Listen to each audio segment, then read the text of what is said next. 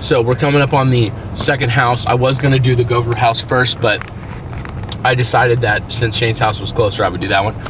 But the Govers are, you know, near and dear to my heart. In fact, Cody and Kyle Gover were some of the first people to have their winter camp forms in, and they're paying for it themselves, so you gotta appreciate that.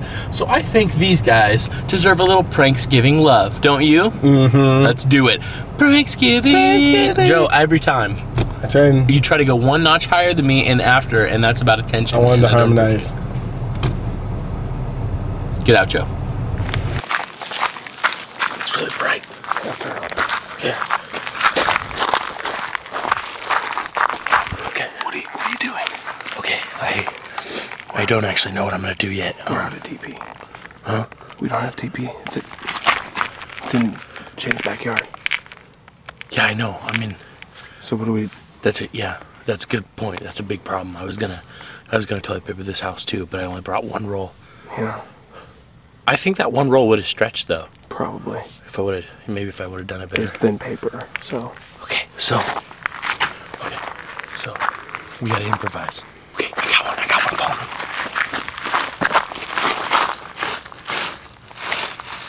You could probably get more with your gloves off. What? You could probably get more with your gloves off. Yeah, but then I'd leave fingerprints all over the gravel, Joe. You're right. Yeah, I know. Okay, come on. This is an old trick from the old school. It's called gravel in the mailbox. Pranksgiving. Wait, is that their mailbox? Yeah.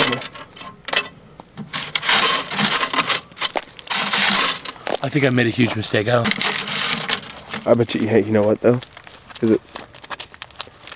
No, we're good. It's the Govers. You just pulled all the gravel out. What? You just pulled all the gravel out. No, there's a substantial amount still in there. There is? Yeah, they're still good. Okay. Let's go.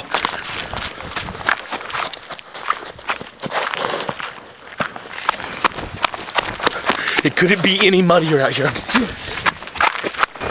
I need to get cleats. I need to get cleats because I have fallen like 3 times. Okay. These shoes they're my dress shoes. So they don't work real good for pranks. It won't focus. Dang it. Oh, I think I'm bleeding. Am I bleeding? Do you see that? I can't, it's dark in the... I mean, this is a job for the ER, not a first aid kit by untrained people. I mean, I don't see anything though. Well, Joe, you're not I mean, it's dark and it's a camera. It's untreated. If this goes untreated, bro, we could be talking about serious prayer and intercession that needs to happen for my healing. Okay. And I don't think anybody wants that. I don't think people mind praying. I'm not saying they mind. Are you a pastor? Joe, are you who's a pastor? Raise your hand if you're a pastor in this car. Oh, I notice I use this hand because I can't raise this one because it's so injured. You couldn't have seen me raise my hand even if I did. Okay, you hear what you're saying, but that's why I called the nurse first, and I have a huge gaping wound on my arm, and it literally feels like my arm's being sawn in half right now. Okay, well, so I see how you think that's relevant, but I guess what we got going on here is Daniel's pretty concerned about the injury on his arm. Okay. He's talking with the consulting nurse. I guess she's saying that, you know, she can't see any, if he can't see any sort of cut or anything, then it may not be a real wound, but you know, that's the verdict's, the jury's still out on that one. So okay, well, on a scale of 1 to 10, the pain is like 12 right now. I mean, I can barely move my arm at all. Is there some way that this could be like a compound fracture? What'd she say? Apparently you can't break a bone. My arm literally feels like it's broken in half right now. And apparently you can't have a compound fracture. Up here, Joe. Apparently you can't have a compound fracture without it puncturing out the skin. She said just take some ibuprofen and I should be fine. So I don't know if you can still see that. I mean, to be honest with you, I'll probably have to go to the emergency room tomorrow. But we have a lot of stuff to do, and I just... First of all, I messed up the entire Shane prank. I mean... It was a huge mess up. I mean, yes, we got a whole roll of toilet paper behind his house that's wet, and that, you're right, it's gonna be tough. That's gonna be a pain. But I planned on getting the entire house. There's a heck of a lot involved in this process, okay? And there's a huge amount of planning. And there was a major foul up at the first one where we don't have the roll of toilet paper.